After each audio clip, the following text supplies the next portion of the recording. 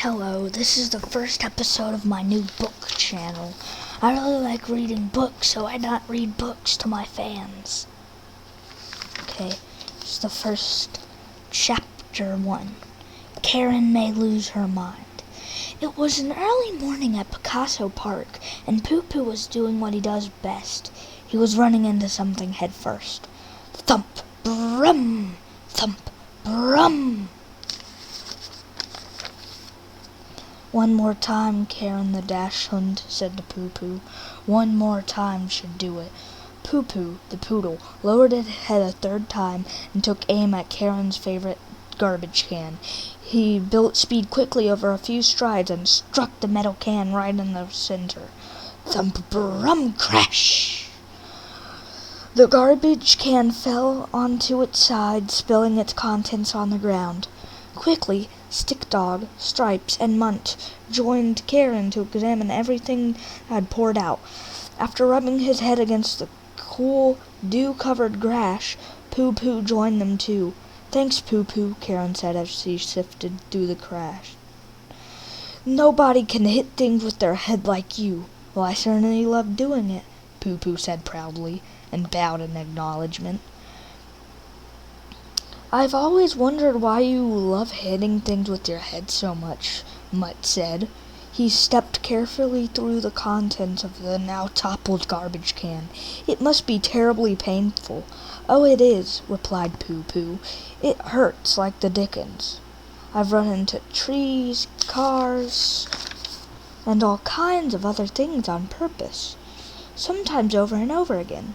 And, man, it's just an aching, searing pain every time I do it." Stripes, the Dalmatian, listened to all this while she turned over some old newspaper to see if there was any food underneath. There wasn't. She asked, "Then why do you do it, Poo Poo?" Then it showed a picture of her with a question mark. Poo Poo answered, "Because it feels so good when I stop, that's why. Nothing in the world feels better when you stop bashing your head into something over and over again. The thumping, throbbing pain slowly subsides. That feeling of not hurting myself is well worth it." Stick Dog now looked at Poo Poo. He had to confirm what he just heard. "So you hit your head on purpose? Because it feels so good to stop hitting your head on purpose?" "Exactly. That makes sense," said Stripes. "Sure does," Karen added. Mutt, after tucking a broken pencil into his fur for safekeeping, agreed too. "I understand." Stick Dog, frankly, didn't know what to say, so he tried not to say anything and changed the subject. "What do we have?" asked Stick Dog. "Anybody find anything?" It had been a tough few days for the 5 dogs. They had only creek water to drink and berries to eat. Their usual spots for food had been particularly unlucky lately. Nobody had grilled in the park in days. It was autumn, and the small humans were back in school. That meant there weren't any food vendors, hot dog carts, ice cream trucks, or churro wagons roaming around the neighborhood looking for hungry humans. It also meant fewer kids played in the park, leaving fewer tasty scraps in the garbage cans. Stick Dog and his 4 friends come to Karen's favorite garbage can almost as a last resort. She already had good luck here, and on many occasions she had found all her favorite treats. Barbecue potato chips. Karen looked up at Stick Dog. "Nothing," she said dejectedly. "There's nothing here." Stripes and Poo Poo concurred, but Mutt did not. "What do you mean, nothing?" he asked. He was clearly surprised at Karen's answer and her disappointment. He quickly pawed out 4 items from the garbage can on the ground. "Look at all this stuff here. And here's an old glove and a shoestring. A long rusty nail. It's still sharp. And here's a crushed plastic water bottle." "She means there's nothing to eat, Mutt," Stick Dog explains. "I beg to differ," Mutt said. He raised his eyebrows and picked up the glove with his mouth. He turned to Stick Dog and began to chew on the glove's thumb, and nodded to his head. "I mean, nothing, traditional to eat," Stick Dog explained further.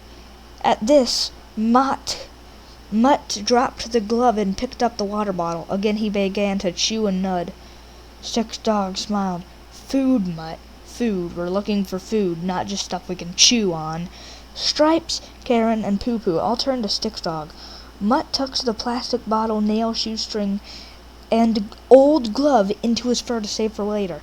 I don't know, guys, Stick Dog said honestly. I don't know what we're going to do. I guess we could go look for some more berries. We'll have to swim across the creek.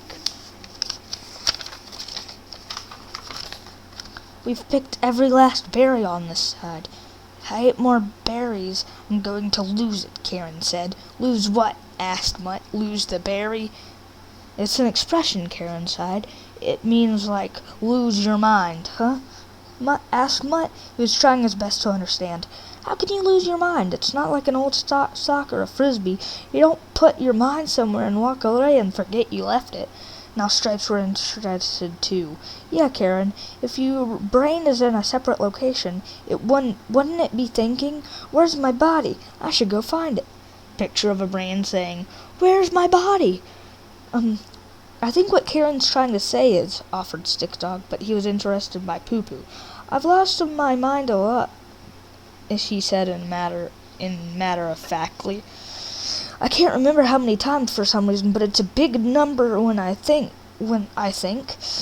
bang head first into something extra hard, I can't even think sometimes. I mean, I don't know where I am. I don't recognize anything around me. It's just blank. Totally blank. So I think you can lose your mind. I've done it. It's just an expression, Karen repeated. I don't want any more berries, that's all. Who said anything about berries? Poo Poo asked. Stick Dog did. Just now, answered Karen. Oh, Poo Poo responded in a whisper. He looked slightly puzzled. Wait, what were we talking about? Stick Dog stepped in then. I was talking about looking for more berries to eat, he said, but then Karen... But at that exact moment, Stick Dog was interrupted by one of his friends. A sound rang out from beyond Picasso Park. Bash! Clang!